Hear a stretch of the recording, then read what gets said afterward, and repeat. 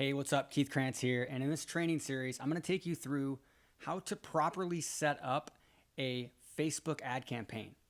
Okay, how to take your everlasting ad and create a properly structured Facebook and Instagram ad campaign in the Facebook Ads Manager, as well as take the same video and how to structure your campaign inside Google for a profitable YouTube ad campaign. In case you don't know already, depending on where you're watching this, I'm the author of The Ultimate Guide to Facebook Advertising Editions 2 and 3. It's the best-selling book of all time on Facebook ads. Okay, we've got almost $300 million in Facebook ad spend now in dozens and dozens. We're talking hundreds of industries now across the board over the last few years. Over 800 million video views, all paid. That's generated hundreds of millions of dollars in revenue. So what we do know is, like I always say, it's the creative that makes the biggest difference. The creative and your offer is the exponential factor, which is why we focus all of our 21-day challenge on the creative. Now, this point right here, if you're watching this series, you either already have a creative ready or you are working on that. You're in the process, or hopefully you are. You're either going through our challenge, or you're in one of our coaching programs, or you're going through one of our high-level programs. Either way, this training is going to be strictly based on how to structure your campaigns, how to get them up and running the right way, and then how to go from there to scaling down the road. All right, so let's do this.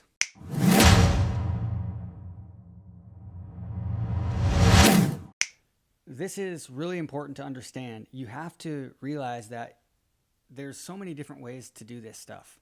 And a lot of times doing it one way and doing another way, you end up getting the same results. Facebook, Google, they're changing so fast. So I'm going to give you the core structures so you have tactical procedures to follow. But we really encourage you to learn and understand, get a good overall understanding of how it works, how the algorithm works, so you can modify it. You follow the basic principles, you know the basic rules, but then you want to go in and you want to bend the rules. So you can test different things, and you can use your thinking ability to say, okay, I am in this situation. We're not getting that many conversions, so maybe we keep our audience small, a little bit smaller than they usually recommend. Or maybe, we're generating 50, 100 conversions every single day, so we've got tons of data. Maybe we could try doing a super broad, no interest audience and see what happens. Those are the things you want to do. It's a little bit of, it's like guided throwing spaghetti against the wall, right? You're throwing it against the wall, but you have somewhat of a target you're looking at based on your understanding of the algorithm. So that's what we're going to do here. So let's get right into it. So there's a few questions that you're going to want to ask for every new campaign. Number one, do you have a proven offer already? Two, do you have some old creatives that you can repurpose? So for example, our challenge campaign, we ran into a challenge that might be starting September 1st, and then it would go for 21 days, and then it would end. And then we might start promoting it again a month later. Well, now we've moved, so that's an evergreen challenge. It's an evergreen funnel, so we can be bringing people in 24 hours a day, 7 days a week. And we also are in a situation right now, so we're launching a similar campaign, but we also have some new creatives, because right now when we're filming this, we're in the middle of this COVID-19 coronavirus craziness. And so I know that I have old ads that are going to connect with people emotionally, because we're not using hypey, slimy, all hardcore, focused on the negative and the pain all the time. So our ads in general should work well in today's environment if you're following the everlasting ad method principles. But I also created some new ones. I wrote out a long copy ad focusing on how to help people and how to really, should you pivot or not, and kind of how to think about the current situation when you're running your campaigns. So it was educational with a call to action, following the everlasting ad method, but really addressing COVID. And I also did a video.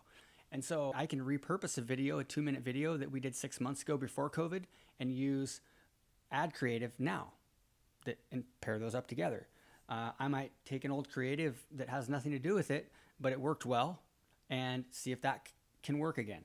Or maybe I'll take a long copy or a short copy, old one, and pair that up with a new video that I just made. There's a lot of things you can do if you really think about it. So think about that. Next one here is, what are your top 3 to 4 interests audience groups? We want to group them up. So for us, it might be top of the gurus in the whole digital marketing world, Frank Kern, Ryan Deiss, those folks. And then we have social media gurus like Social Media Examiner and Amy Porterfield and Pat Flynn. Okay, those are like content marketing, social media marketers. And then we have software like Infusionsoft and some other software. Okay, lookalike audience. Think about your top 4 to 6 lookalike audiences or lookalike audience groups.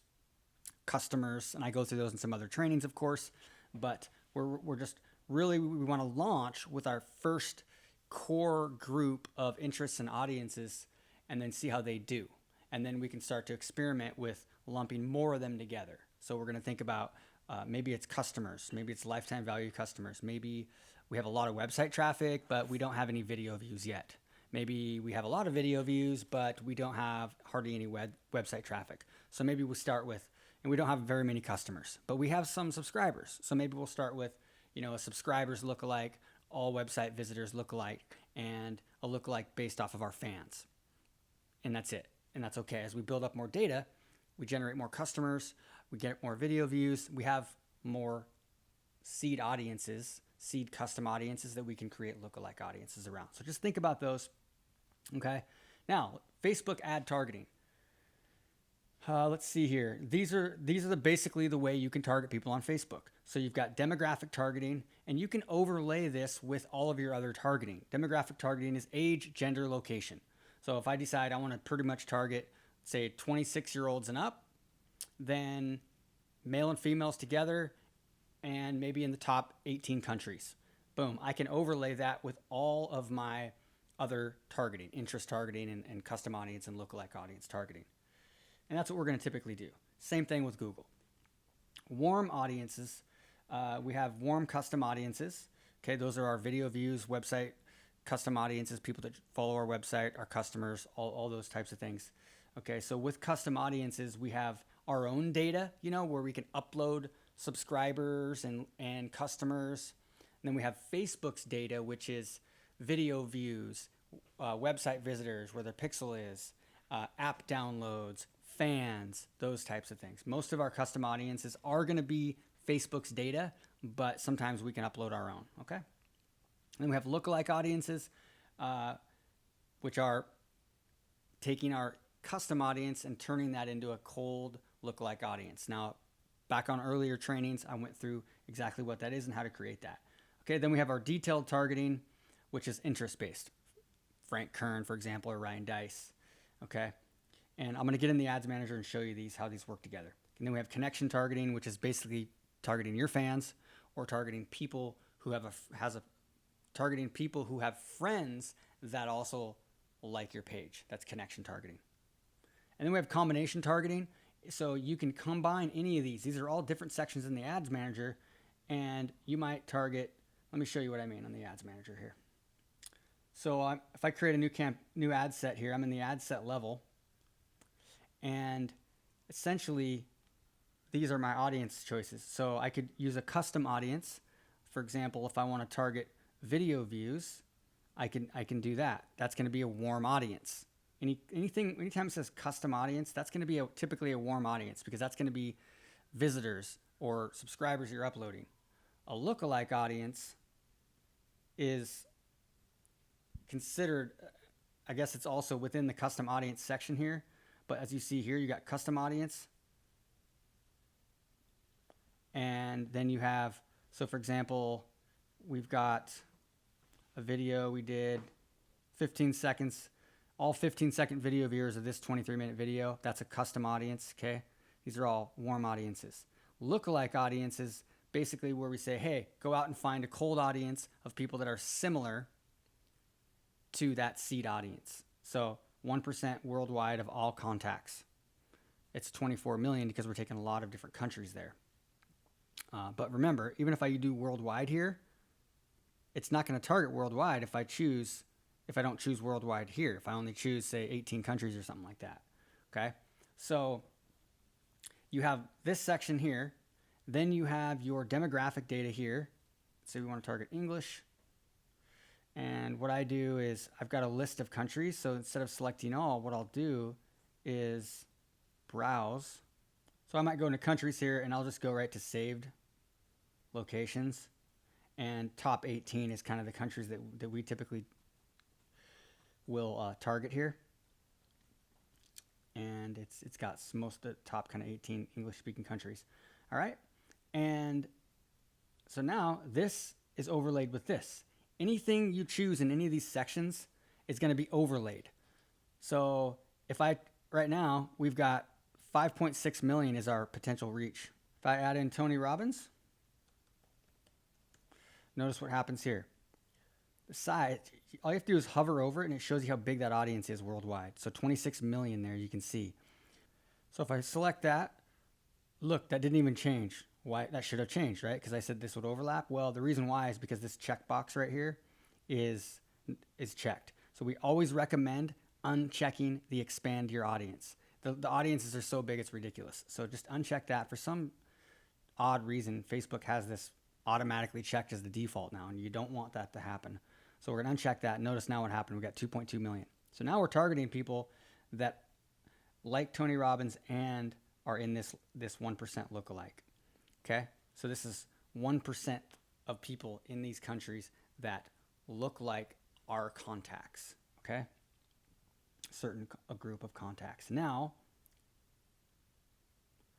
let's say that typically we don't usually recommend overlaying very much on Facebook. For some reason, it doesn't work that well, but sometimes it does, depending on your situation. So our standard practices are not going to be overlaying like this. I'm just showing you this as an example.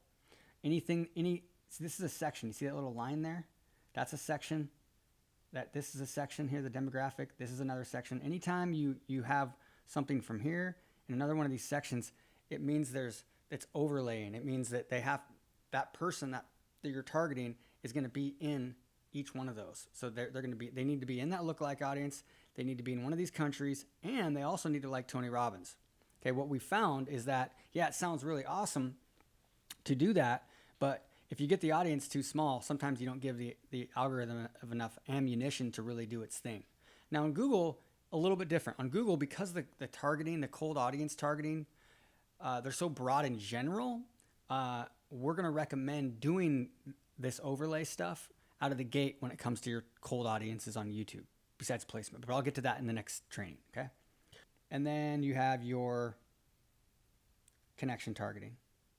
People who like your page, they've used your app, they've registered for an event. So I might put Dominate Web Media here. And now we just drop down to 5,600 because they have to like all these things. Now, if I X out of Tony Robbins, it's still 7,800, but it's people who are a fan of Dominate Web Media and also are in this lookalike. Now, connection targeting is something that's pretty interesting, and this is why it shows you that sometimes it's good to have fans, and doing a like campaign is not a bad thing long term for your ROI typically, because if you look here, let's say that I want to target people who are friends of people who like my page. So now anybody who sees this ad, when you go to Facebook and it's a Dave Mize also likes this page. So that's instant credibility. That's instant, like a referral, right? When you have a friend that also likes a page, a lot of times you'll see multiple friends, but that's a good example. Just got one person on it. This one doesn't have any. Yeah, it does right here. Look at this. So 10 friends, really 12, because 1, 2 plus 10 more like Ty Lopez. So that's going to, if I don't know who Ty Lopez is, that gives him instant credibility. So the more of those you have, that is a good thing. Excuse me. Now, does that mean that you have to do this connection targeting? No, it doesn't. Because a lot of times people will just have friends that like that page anyways. But one of the things that's interesting is that these numbers, see, this is 1.1 million still. That's a lot of people. 1.1 million people are in this audience and have a friend that likes Dominate Web Media. So what we found is like every 1,000 fans that you get, that number, that potential reach number is exponential. It goes up by like 10 times. So if Dominate Web Media has 27,000 fans, 27,000, if they go from 27,000 to say 28 or 30,000, then this potential reach might go from 1.1 million to 1.3 million. It's a huge difference. So it's an interesting thing to take note of. So those are the different targeting options. And then you can always save your audience, which is nice because you can go in and quickly add audiences when you're creating your campaigns. And then if you have a saved audience here, if you update your saved audience down the road, it will update automatically across any ad set that it's inside of. Okay. So we've got your demographic, warm audience targeting, lookalike, detailed, connection targeting, and of course we got combination targeting. If you're going to do combination targeting, kind of keep it broad in general, but this is something that you're going to test later on, because Facebook's targeting is so freaking amazing that you want to leverage the detailed interest targeting and the lookalikes. And you have so many options as it is. You can go so big now with your lookalikes. When you're doing a 10% lookalike, that's a huge audience. And so, but you could maybe do a 10% lookalike, and let's say a 10% lookalike plus friends of fans of your page. Something like that. Okay. Now let's take a look at the recommended campaign structure for a Facebook or Instagram ad campaign. And I know I went over that really quickly. Don't worry, because the next lessons, I'm going to go through each one of those sections a little more detailed. Just wanted to give you the basic overview of the targeting capabilities on Facebook right now and go through the structure. So the way we typically recommend is we're going to have a campaign. And at the campaign level, that's going to be your offer. So I might be doing for us, we have an everlasting ad challenge, and we might have one campaign that's focused around that. Or maybe we have a lead magnet, we're focused on that. Or maybe we have a webinar funnel. So these are going to be different campaigns. So it's going to be either your offer or promotion, as well as the objective being used. So I might be doing a conversion campaign. So let's go on Facebook and show you what. So if I create a new campaign, and it might not look this way for you because there's two ways to look at it. See this where it says switch to quick creation mode. If I switch to that, this is where you can do your campaign, ad set, and ad all at once really quickly. But I'm going to go back to the guided creation for these trainings. So these are our different campaign objectives. At the auction level, typically we're going to use auction. This is a more advanced thing. I'm not going to recommend reach and frequency at this point. So auction. And when you're focusing on your everlasting ad, your conversion campaign, 90% of the time, it's going to be conversions, or maybe it's lead generation if you're doing a lead campaign where they can opt in inside the newsfeed itself. Maybe you're doing a messenger campaign where they can opt in your messenger, ManyChat or something like that. But conversions is going to be the campaign we're going to use. Could be catalog sales, maybe if you have an e-commerce store. Okay. Now, down here, we're going to name our campaign. So we might call it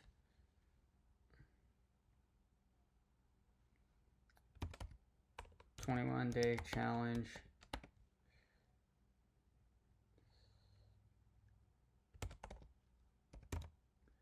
Conversion." I'll call it, conversion.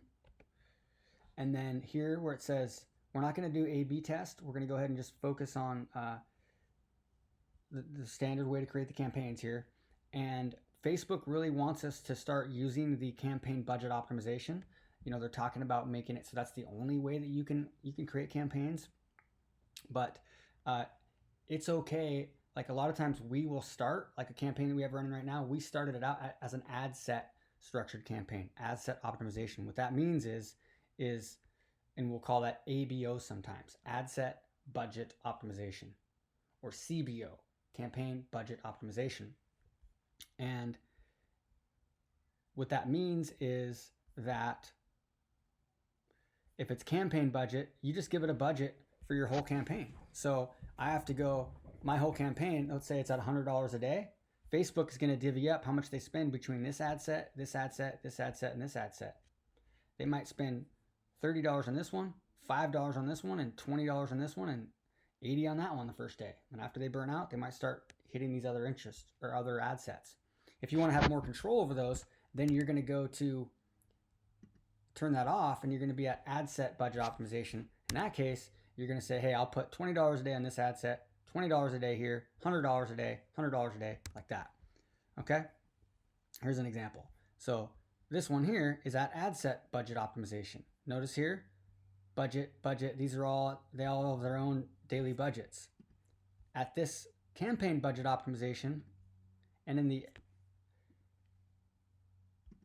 here, notice there's no budget using campaign budget optimization here. Let me see that. Using campaign budget. So here you set the budget right there.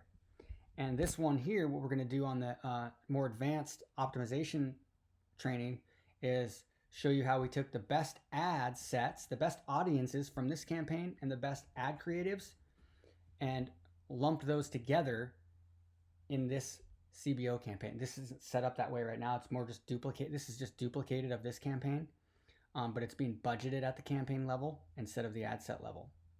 Okay, but the next phase, which we'll get into in the optimization phase and scaling phase, is to take this one and say, hey, I only want to have 4 ad sets instead of all these other ones here, right? Maybe 3 or 4 ad sets max, but they have my best lookalikes together, my best interests together, my top 3 or 4 ads only that are the highest performers. So then Facebook will put that sucker in the jet stream. You'll get the highest ranking in the highest placement in the news feed. So your ad is showing up at the top of the news feed instead of like way down after they start scrolling. But you're paying for, you normally it's going to cost you more money if you're higher up in the news feed. You don't see this data, but that's how the algorithm works. The lower you are, the cheaper it is. But if you have really good ads, really good audiences, then they'll put you at the top, but you'll be paying same prices as people down here at the bottom. That's what we call the jet stream. So that's why the creative is so freaking important. And so is your conversions on your landing page and your offer. But creative is everything. That's how you make your 5x, 10x improvements. So at the campaign level, that's what you're focusing on. So it's your objective. You might have another campaign. Let's go over here. And so you might title that 21-day challenge conversions CBO. Let's go ABO. Let's call it ABO because ad set budget optimization. Okay, and then I'll hit continue. Okay, so now we're at the ad set level here. Ad set, which is right here, this row. The ad set is all about audience, ad placement, optimization and delivery. And if you're doing an ad set budget optimization, then you also control the budget and the conversion event. So the conversion event is here. So let's say I'm going to use the Keith Krance pixel here, and I'm going to optimize on purchase. So that's what we call the conversion event. And right now that campaign's optimizing on a $49 product. And we'll recommend just leaving this one blank. And you can experiment with more advanced strategies later on that. Okay. And we'll leave that at 7. And that's what we usually recommend. And we're going to leave that off and this off. And then so you control your audience here. And then down here, we talk about audiences already, and then you have your placements. So this is where you can decide if you want to have that in Facebook or just Instagram or just in the news feed or just mobile or just desktop, etc., and all that. Now we're going to recommend using all placements if possible. Just select all placements, and that you're going to give them the most ammunition to work with. I know some people are going to say, oh, you need to narrow it down and find your best placement to work with and scale that out. But trust me, it backfires every time. If you see that mobile, desktop, like mobile newsfeed is the best placement, as soon as you isolate that and you go and you say, okay, I want to uncheck desktop, so I'm just doing mobile, and Facebook, maybe Facebook and Instagram are both working well, and not do Messenger. Now what happens is yeah, you looked at your reporting and you're like, Facebook and Instagram, mobile only was doing the best, and newsfeed. So we're going to take off the right column. Already did that because we took off desktop. So we're basically just targeting mobile. What happens is let's say your cost per registration was $5. on average inside Facebook newsfeed mobile.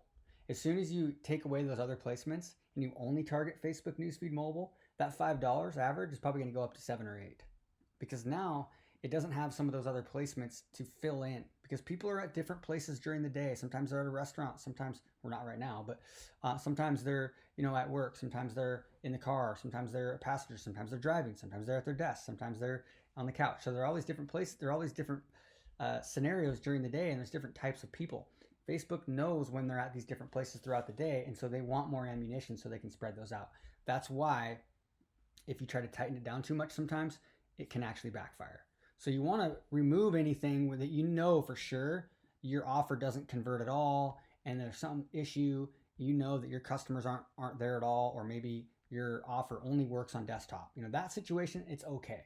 But the general recommendation is to use as many placements as you can at first. Then you get to see the data and then decide to refine a little bit later.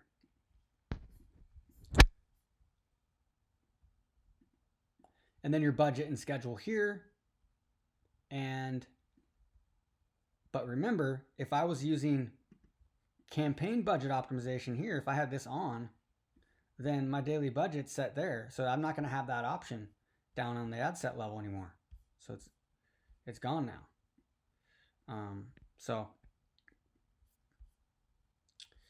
And then the other thing is delivery. If you look at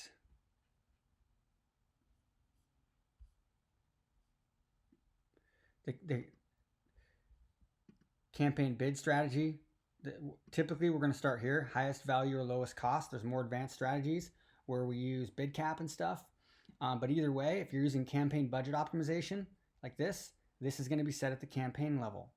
If you're using the ad set budget optimization, then you don't have that choice. It's going to be at the ad set level. And this is something you don't have to memorize or anything like that. You just know that you'll find it in here. So at the ad set level, you'll see that down here. But if you're not going to have as many options here to do accelerated and have those other options unless you're using the CBO, campaign budget optimization, at this point. So it's another reason why you want to move into campaign budget optimization when you get to more advanced levels, because you can really scale faster and you can let Facebook take your best creatives and really go. So, but initially, keep it simple because it works. Trust me. Those numbers you're seeing right there, those are on the basic settings. We're getting about a 2-to-1 return on this within this campaign and this ad account on these evergreen ads the last few weeks. So the next level is your ad level. And at your ad level, that's where you're going to put in your creatives. And we're going to typically recommend 3 to 4 creatives. If you have more than that, it's difficult. Facebook wants to split up your impressions. And they end up, let's say, putting 80% of the impressions on 1 and 2 here, and then 3 and 4 don't get very many, especially if you have 8 or 9 ads in an ad set. Now, some people, what they'll recommend doing is saying, hey, let's put 1 ad per ad set so you have total control, and to make sure you can get impressions on each ad, and they would duplicate ad sets to have, individual, so they have 4 ads here, you would have 4 duplicated versions of this ad set here, so you have complete control on the impressions. I don't recommend doing that, because when you do that, you lose on 2 ways. One, you win on control and scientific testing, even though Facebook has so much randomness in it, it's crazy and ridiculous. But you lose on the algorithm optimization. You're basically telling the algorithm to tie its hands behind its back because they don't have as many options to work with, and they can't optimize that ad set like they want to, because they'll figure out which type of people like which type of ad and type of headline and stuff like that. Okay, so that's why we want to have 3 or 4 ads down the road. If you want to add a few more ads in your ad set, that's okay. But you'll notice you'll start to get starved for impressions. All right, so that's the standard setup that we recommend before you go try to get too crazy. And of course, you can have multiple lookalikes and multiple interests, and then down the road, you can lump them together. Okay, so that's it for this video. On the next one, I'm going to walk you through the structure for creating a YouTube ad campaign.